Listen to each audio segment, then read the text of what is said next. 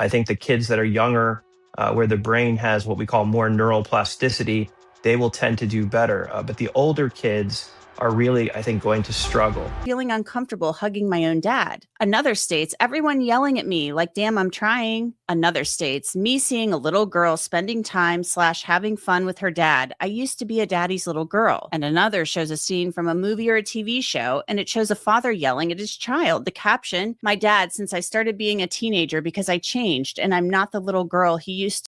The first thing the courtroom sees isn't Gary Siders Jr.'s face, it's the photo. And the moment that image hits the overhead monitor, a floor so thick with trash you can't see the carpet, something dark smeared on a wall that everyone knows isn't dirt.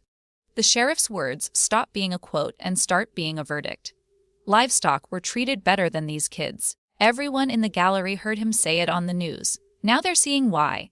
And Gary Jr., sitting at the defense table in his orange jumpsuit, finally stops looking bored. Judge Patricia Kemper has been on the bench in Vinton County for 22 years. She doesn't flinch at much, but when the second photo appears, a child's mattress, no sheet, a brown stain spreading from the center like a map of somewhere nobody wants to visit. She removes her glasses and sets them down very, very carefully. The bailiff shifts his weight. Somebody in the back row presses a hand to their mouth, and the hearing hasn't even officially started.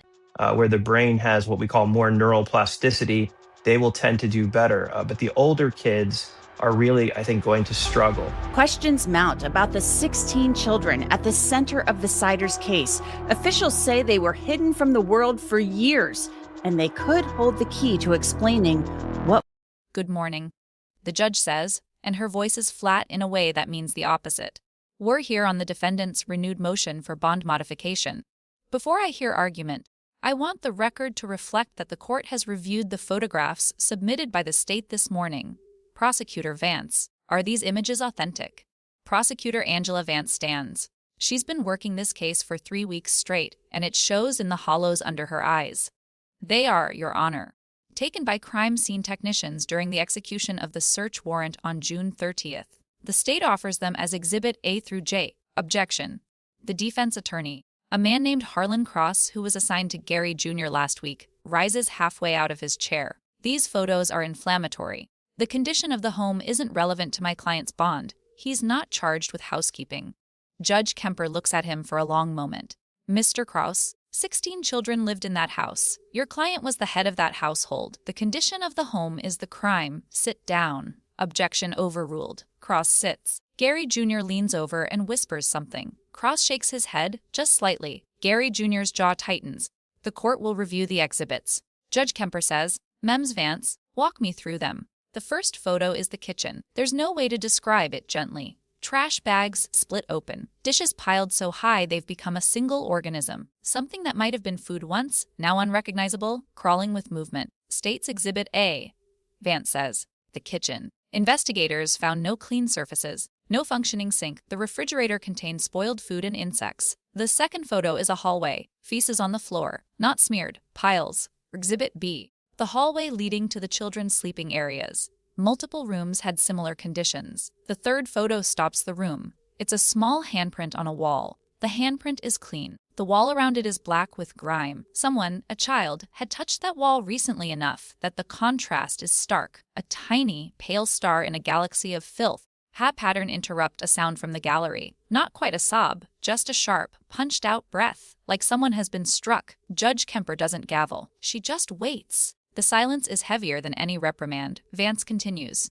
Exhibits C through F show the sleeping areas. Law enforcement said the house was filthy. The children were isolated, apparently with the exception of being able to use social media. The children's mattresses had no linens. Investigators noted a strong odor of urine and feces throughout the residence. Several children were found with skin infections consistent with prolonged exposure to unsanitary conditions. And this is the home Gary Siders Jr., Elizabeth Siders, Christina Siders, and Gary Sr. all lived in. Judge Kemper's voice has dropped half an octave. All 4 adults in the same house walking past this every day? Yes, Your Honor. And where were the children during the search? Initially, some were found hiding. Others were in various rooms. Deputies reported that several of the older children appeared nonverbal or minimally responsive. The younger ones, 3 sets of twins, the youngest 18 months. were in cribs and playpens that had not been cleaned in what appeared to be weeks. Cross stands again. Your Honor, the defense does not dispute that the home was in poor condition, but we would point out that the family was living in extreme poverty. They had 16 children. Of course the house was messy. That's not a crime. That's a tragedy. The state is attempting to criminalize. Or Mr. Cross. Judge Kemper holds up a hand. I've seen messy homes. I've seen poverty. I've presided over neglect cases for 2 decades. This isn't messy. This is hazardous. Do you understand the difference? Yes, Your Honor. But there is no but. The sheriff said it publicly, and I'll say it here on the record. Livestock are treated better than this.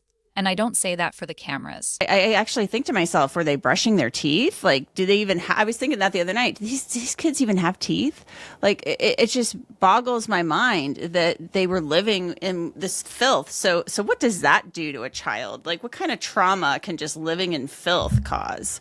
So to your point, I think it's really interesting to think about the parents and the grandparents that were living in this home that allowed this to occur. I think the sheriff made the comment that the livestock were treated better than I say it because there is no other way to describe what I'm looking at. Quotable line 1. It lands hard. The gallery is silent. Vance capitalizes. Your Honor, the state calls Dr. Naomi Fletcher, forensic psychiatrist doctor. Fletcher has reviewed medical records of the 16 children and can speak to the long-term effects of the conditions they endured. Dr. Fletcher is sworn in. She's a calm woman with steady eyes and a voice that doesn't waver. Well, when I think about the condition that these children were found in, what I think about is what's called psychosocial dwarfism or deprivation dwarfism. And this is a rare phenomenon that occurs when children are exposed to extreme emotional trauma, environmental deprivation, and chronic neglect. And essentially what's happening is there's a chronic fight or flight response which causes growth hormone to be suppressed in the pituitary gland and forces the child into a biological survival mode, stunting their growth and development. And this is what I'm seeing here when I look at some of these reports. And it's very rare indeed, and it shows a chronic pattern of abuse, neglect, and deprivation over years and what it can do to alter a child. Dr. Fletcher, you've examined the medical findings from the children's hospital evaluations. Can you explain what psychosocial dwarfism is? Yes. Psychosocial dwarfism, sometimes called deprivation dwarfism, is a condition caused by extreme emotional trauma, environmental deprivation, and chronic neglect. The body's chronic fight or flight response suppresses growth hormone production. Children literally stop growing. Their development, physical, cognitive, emotional, is stunted. I've reviewed the initial medical reports. Several of these children, particularly the older ones, exhibit signs consistent with this condition. It's rare, and it indicates sustained, severe neglect over a period of years, not weeks. Objection. Cross stands. The witness hasn't examined the children personally. Her testimony is speculative. Didara. Fletcher is a board-certified forensic psychiatrist offering an expert opinion based on medical records. Vance replies. That's well within the bounds of admissible testimony. Judge Kemper nods. Overruled. Continue, doctor. When children are placed in a nurturing environment, younger children with more neuroplasticity can recover significantly. But older children, adolescents, there are critical windows of brain development that may have closed. Language acquisition, for example, has a threshold around puberty. Some of these children are reported to be nonverbal. If they haven't developed language by their mid-teens, the likelihood of full recovery is diminished. They may never function independently. Future hold for them. I think the kids that are younger, where the brain has what we call more neuroplasticity, they will tend to do better. But the older kids are really, I think, going to struggle. There are several periods in the brain where there are critical thresholds or windows of brain development. For example, language acquisition really closes around puberty. So these kids that are, 18 years old, if they're unable to speak or spell their name, there could be obviously some training and some rehabilitation.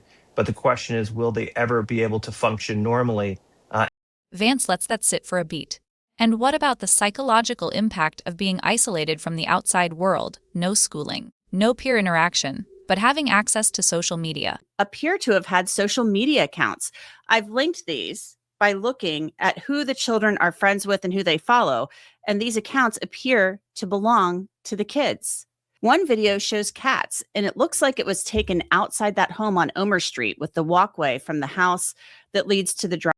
That creates a unique trauma. They had a window to the outside world.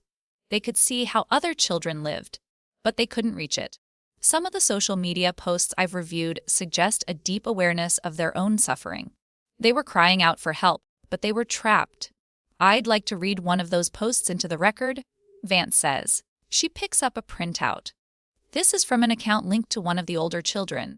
The post reads, "How I felt after feeling uncomfortable hugging my own dad." Another reads, "Seeing a little girl, spending time with her dad. I used to be a daddy's little girl." She pauses. The air in the room has changed. It's not just disgust now, it's grief. Hey, underdog sympathy beat the children become real, not a number. The audience can feel the ache of a child who can't even hug their own father without discomfort. It humanizes them completely. Cross stands again, but he's slower this time. The bluster is gone. Your Honor, those posts are heartbreaking. Nobody disputes that. But they're also the words of teenagers. Teenagers write melodramatic things. It doesn't prove abuse. They prove a child was in pain. Judge Kemper says quietly, and nobody listened. Continue, Ms. Vance. To love anymore. Again, I've looked at these accounts and looked at who each account follows and interacts with, and these appear to be the kids.